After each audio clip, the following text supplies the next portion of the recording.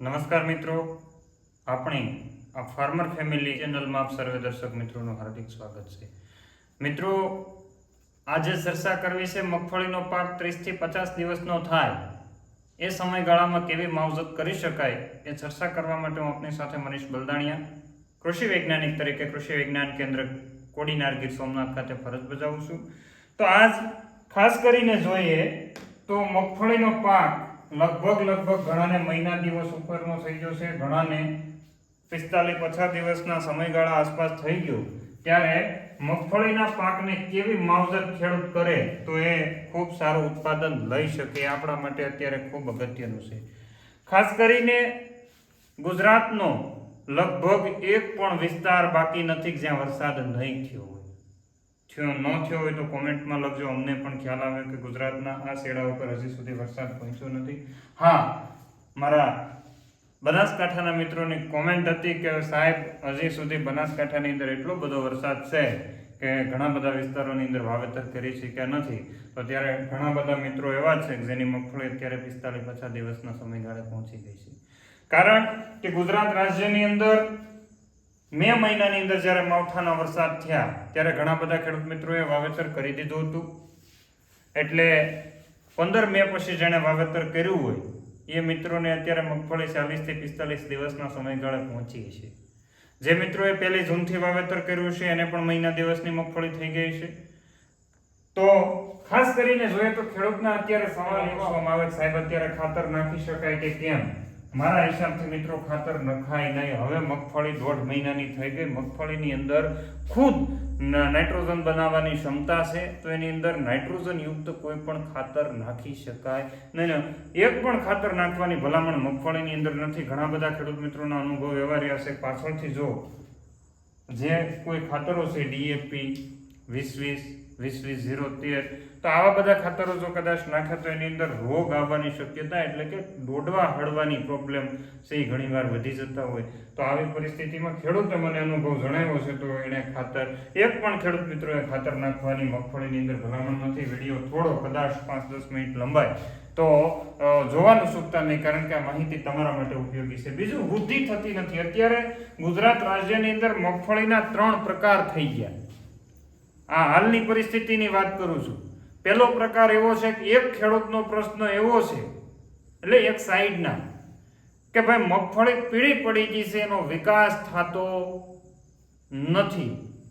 આ પહેલો પ્રશ્ન. જે વિસ્તારની અંદર પાણી ભરાવા થયા છે અથવા તો જ્યાં લોહ તત્વની ખામી છે તો ત્યાં મગફળી છે પીળી રેડ થઈ ગઈ છે અને એનો વિકાસ થઈ રહ્યો નથી. બીજો પ્રશ્ન એવો છે કે મગફળી સતત અઠવાડિયા 10 દિવસથી વરસાદ અને વાદળછાયા વાતાવરણના કારણે મગફળી છે આમ એકલી ટકટકી રહી છે પવનની અંદર, એટલે છોડવાથી ઉભળક થઈ ગયા, ઉભળા થઈ ગયા અને વૃદ્ધિ એકદમ વધી ગઈ છે.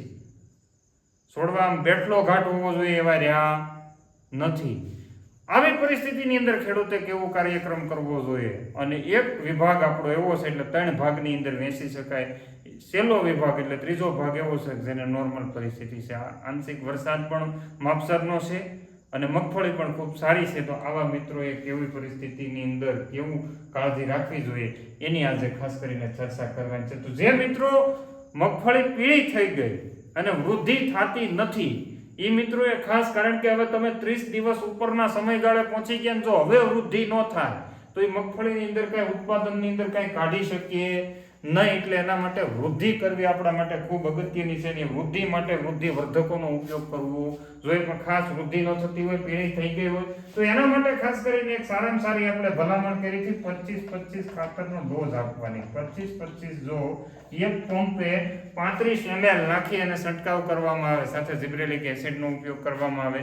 અન્ય ગ્રોથ હોર્મોન્સ છે, ખાસ કરીને જોઈએ તો હ્યુમિક એસિડ, પોટેશિયમ હ્યુમેટ કરીને જે પ્રોડક્ટ આવતી હોય તો એનો પણ ઉપયોગ કરવામાં આવે તો આ મગફળીનો સારામાં સારો વિકાસ કરી શકાય. માત્ર દવાઓ છાંટવાથી કે બીજા અન્ય ખાતરોના ઉપયોગ કરતા જો આ ખાતરનો ઉપયોગ કરવામાં આવે તો પરિણામ સારા મળે છે. આ ગ્રેડ પણ ખૂબ સારો છે. એટલે જે મિત્રોને વૃદ્ધિ નથી થતી એના માટે ખાસ અગત્યનું છે. બીજો મુદ્દો કે જેને હવે વૃદ્ધિ વધી ગઈ છે એને શું કરવું? કારણ કે છોડવો ટકટકી રહ્યો છે હવાની અંદર અને એકદમ હાઈટ વધવા માંડી છે. તો આવા મિત્રોએ હવે આ એક પણ ખાતર નાખી શકાય નહીં. બીજું, એને વૃદ્ધિ અટકાવવાની દવાઓ આવે છે, ખાસ કરીને ક્લોરોમેક ક્લોરાઇડ આવે છે, પ્રોક્લોબ્યુટાઝોલ આવે છે, પણ કાસી ઉંમર ન હોવી જોઈએ. યાદ રાખજો 45 દિવસ થઈ ગયા હોવા જોઈએ. એ સિવાય મેપિક ક્લોરાઇડ આવે છે. તો આ બધી કન્ટેન્ટ છે, ખાસ કરીને તમે એના ખૂબ સારા ઉપયોગ કરી શકો, જેથી કરીને તમારા છોડની વૃદ્ધિ અટકે અને એનો રિપ્રોડક્ટિવ એટલે કે વેજીટેટિવ ગ્રોથ અટકી જાય અને પ્રજનન તંત્ર વાળો ભાગ એટલે કે સૂયા અને ફ્લાવરિંગની અંદર વધારો કરી શકાય. તો વિકાસથી અટકાવવો તમારા માટે ખૂબ અગત્યનું છે, કારણ કે વિકાસ એટલો બધો વધી જાય ક્યારેક ક્યારેક કે તમે અત્યારે પરિસ્થિતિ જોઈ શકો મગફળી છે પીળી મળતી નથી. આવી પરિસ્થિતિનું નિર્માણ થાય તો એ મિત્રોએ ખાસ કરીને આપણે જે આગળના વિડીયોની અંદર હીરાકસી અને લીંબુના ફૂલની વાત કરી હતી, એના રેગ્યુલર ડોઝ મારવા જોઈએ. સાથે સાથે કરીને ખાલી હીરાકસી કરતા તો આવા માઇક્રોન્યુટ્રિયન્ટ ગ્રેડ 4 આવે છે. એ સિવાય ગ્રેડ 1, ગ્રેડ 2, ગ્રેડ 3, ગ્રેડ 5 કે જે જમીનની અંદર આપી શકાતા હોય, તો છેલ્લી વખત જ્યારે બેલી હંકવાની હોય એટલે કે હાથી હંકારતા હોય ત્યારે ગ્રેડોનો ઉપયોગ કરી અને પીળાશય મટાડી શકાય. સલ્ફર ખૂબ અગત્યનું રહેતું હોય, સલ્ફરના કારણે પણ ઘણીવાર પીળાશય મટતી ન હોય તો સલ્ફરનો ઉપયોગ કરવો જોઈએ. એટલે ખાસ કરીને આવા સમયગાળે વૃદ્ધિ નથી તો આ દવા વૃદ્ધિ વધી ગઈ છે તો મેં તમને કીધા એ પ્રમાણે કન્ટેન્ટનો ઉપયોગ કરવાનો છે. બધાનું માપ છે 20 થી 25 ml એક પંપની અંદર રાખવાનું છે. પીળાશ મળતી નથી તો હીરાકસી લીંબુના ફૂલ છે. એ સિવાય ફેરસ મેગ્નેશિયમ સલ્ફેટ આવે છે, ફેરસ સલ્ફેટ આવે છે, અથવા 25-25-25 નો ગ્રેડ છે એની સાથે ફેરસ સલ્ફેટનો ઉપયોગ કરવામાં આવે તો ખૂબ સારા પરિણામ મળે છે.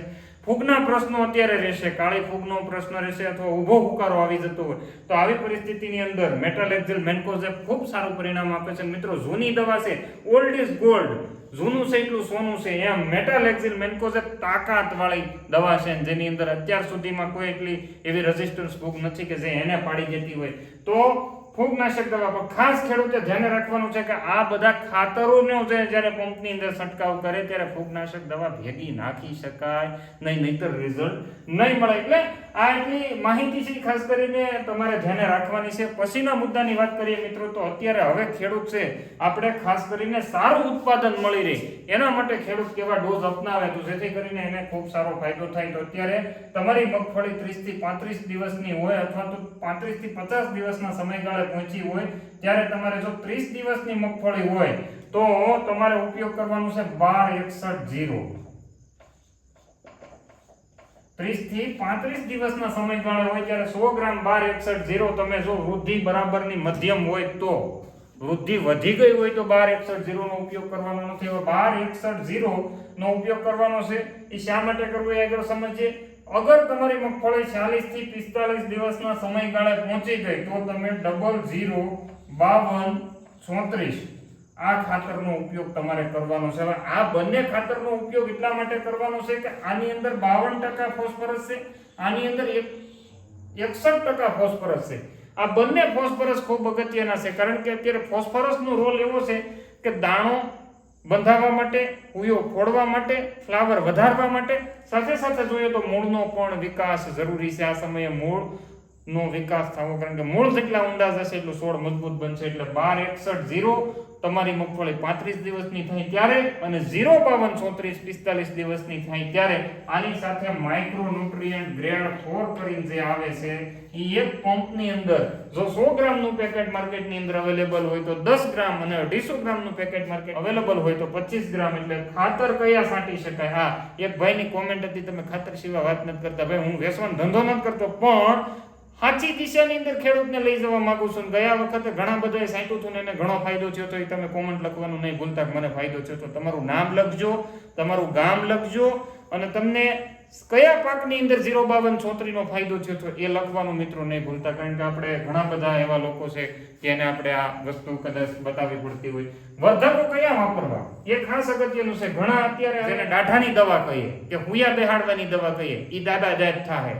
મિત્રો હજી 30-35 દિવસનો કુમળો છોડ છે, યાદ રાખજો. હજી એની અડધી પણ 57 થી 60 દિવસે એની અડધી ઉંમર થાય, હજી અડધી ઉંમર પણ નથી થઈ તો આ સમયે વર્ધકનો ઉપયોગ કરી શકાય નહીં. હા, વિકાસ ન થતો હોય તો તમે હ્યુમિક એસિડની આપણે વાત કરી હતી, ફોલ્વિક એસિડની વાત કરી હતી. સિવાય ઓર્ગેનિક લિક્વિડ જે આવે છે એની માહિતી તમને અહીં આપેલા નંબર ઉપર છે. ઓર્ગેનિક ખાતર લિક્વિડ એનો એકવાર ઉપયોગ કરજો તો સારામાં સારું 052-34 સાથે કયું વાપરી શકાય તો રેપિડોઝ કરીને આવે છે, રેપિડોઝના ગયા વર્ષે ખૂબ સારા રિઝલ્ટ, પણ ઉપરથી છાંટવાનું છે, જમીનમાં આપવાનું નથી. તો ખૂબ સારા પરિણામ 40 ml એક પંપની અંદર નાખીને છંટકાવ કરજો. આમ તાકાતવાળો રિઝલ્ટ, તમને એમ લાગે ઘૂમરી ખાઈ ગયો, આવા રિઝલ્ટ મળે છે. એટલે આવા વર્ધકોનો ઉપયોગ કરી શકાય. વૃદ્ધિ નિયંત્રકોની વાત કરી હતી તો ક્લોરોમિક ક્લોરાઇડની આપણે આગળ વાત કરી દીધી, મેપિક ક્લોરાઇડની વાત કરી દીધી છે.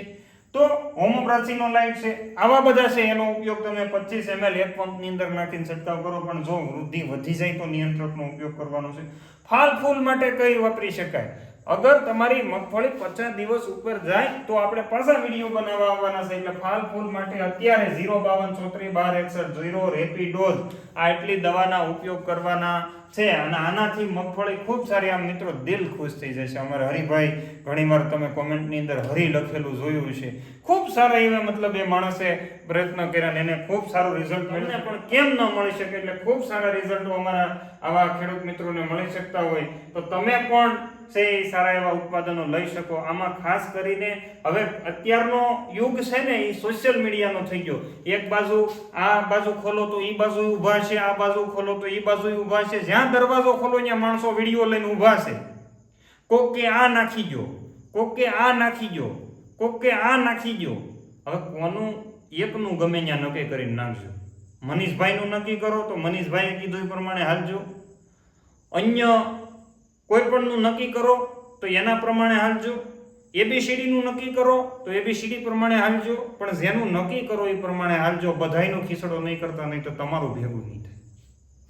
એટલે કોઈ એક માણસની સલાહ ઉપર ને તમને એનો ઉપર ભરોસો હોવો જોઈએ કે આ માણસ આપણને સલાહ દઈ રહ્યો છે, અથવા તો એને લોકો વધારે કેટલા એને ચાહે છે એ પ્રમાણે વિચાર કરીને. કારણ કે આપણે ગયા વર્ષે તમે અનુભવ કદાચ પહેલી વાર લેતા હશો, પણ જેને લીધો એને પાકી ખાતરી છે કે આમાં રિઝલ્ટ મળે. એટલે આપણે ખાસ કરીને ખર્ચો ઘણીવાર ખેડૂત છે એ વધારે કરી નાખતા હોય.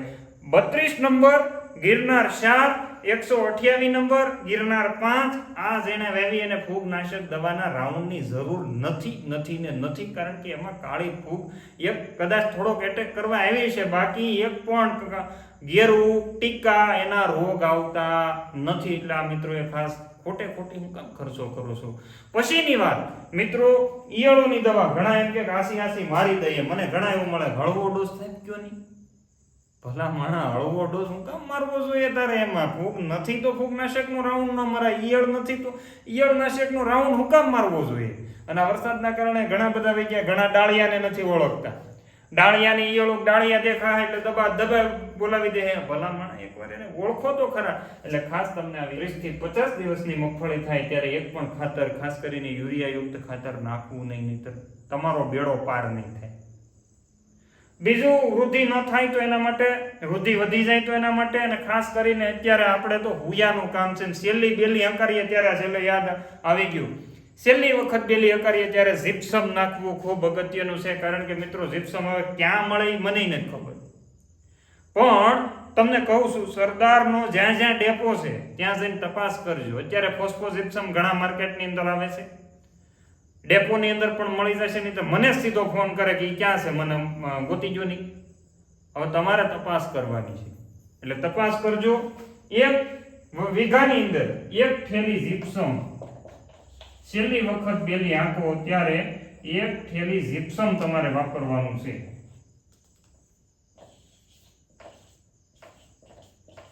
1 થેલી જીપ્સમથી ખૂબ સારો હોય. એની અંદર કેલ્શિયમ અને સલ્ફરની બંનેની માત્રા ખૂબ સારી હોય. બીજું, 52 વાપરતા હોય ત્યારે તમને ઈચ્છા થાય તો લિક્વિડ સલ્ફર પણ વાપરી શકે. કારણ કે મગફળી તેલીબિયાનો પાક છે, એટલે આપણા માટે ખૂબ અગત્યનું છે. ડોઝ છે ખાસ કરીને ખાતર 1261 0 052 34 બંને 100 ગ્રામનું માપ છે. બંનેમાંથી મતલબ એક નો ઉપયોગ કરવાનો છે. સાથે રેપિડોઝની તમને વાત કરી હતી, એ પણ પ્રોડક્ટ ખૂબ સારી આવે. પ્લસ માઇક્રોન્યુટ્રિયન્ટ ગ્રેડ 4, કારણ કે એ પણ આપણા માટે ખૂબ અગત્યના છે. વર્ધકની જરૂર પડે તો વર્ધકો વાપરવાના છે, નિયંત્રકોની જરૂર પડે તો નિયંત્રકો વાપરવાના છે. અને ફાલ ફૂલ માટે આપણે 50 દિવસ પછી કાચી મગફળીને હળી ન કરીએ અને 50 દિવસ પછી કરી લઈએ તો આપણા માટે ખૂબ ફાયદાકારક રહેશે. મિત્રો, આટલી માહિતી આપના સુધી પહોંચાડવાની હતી. બીજું, જે મિત્રો ખેતીની સાથે પશુપાલન કરી રહ્યા છે મિત્રો માટે કાળી જુવાર ખૂબ અગત્યની છે. કારણ કે એનો ચારો હવે તો હું ક્યાંક જાઉં ને મને એમ કે સાહેબ તમારામાંથી જાણીને અમને ખૂબ સારો, આમ કેટલો બધો ઊંચો સારો એ કે અમારે આવો સારો જ અમે નથી જોયો. તો આવી જુવારનું બિયારણ અત્યારે આપણા ગીર સોમનાથ જિલ્લાની અંદર ઘણા બધા મિત્રો પાસે ઉપલબ્ધ છે, તો તમે એનો પણ ઉપયોગ કરી શકો અને પોતાના પશુ માટે અત્યારે આવી પરિસ્થિતિની અંદર સારાનું ખૂબ સારું એવું પ્રમાણ હોય તો આપણા પશુનું પણ ઉત્પાદન છે, દૂધ ઉત્પાદન સારું લઈ શકીએ અને આપણે એમાંથી પણ નફો કમાઈ શકીએ. તો મિત્રો, આ માહિતી આપના સુધી પહોંચાડવાની હતી. જો તમને એવું લાગે કે ગળો અથવા તો સુસિયા જીવાતનું પ્રમાણ વધારે છે, ઈયળનું પ્રમાણ વધારે છે, તો લીંબોળીનું તેલ જે 90,000 પાવર વાળું છે તો એનો પણ ઉપયોગ કરી શકાય. એના માટે તમે અહીંયા આપેલા નંબર ઉપર અવશ્ય સંપર્ક કરજો. વસ્તુ સારી છે, લીંબોળીનું તેલ છે, એની અંદર રોજ ભૂંડનો જેને પ્રશ્ન છે એના પણ નિયંત્રણ માટે ખૂબ સારું એવું કામ કરે. કારણ કે એમાં હાથને અડે ને તો 2 દિવસ સુધી કડવું લાગે. 2 દિવસ સુધી એટલું કડવું લાગે કે તમે હાથ ધોઈ કરશો તો એ કડવું લાગશે. એટલે આવું કડવું તેલ એકવાર ઉપયોગમાં લેજો તો તમને પણ ખ્યાલ આવશે. એટલે આટલી માહિતી તમારા સુધી પહોંચાડવાની હતી. અસ્તુ, આભાર, જય હિન્દ, ભારત માતા કી જય.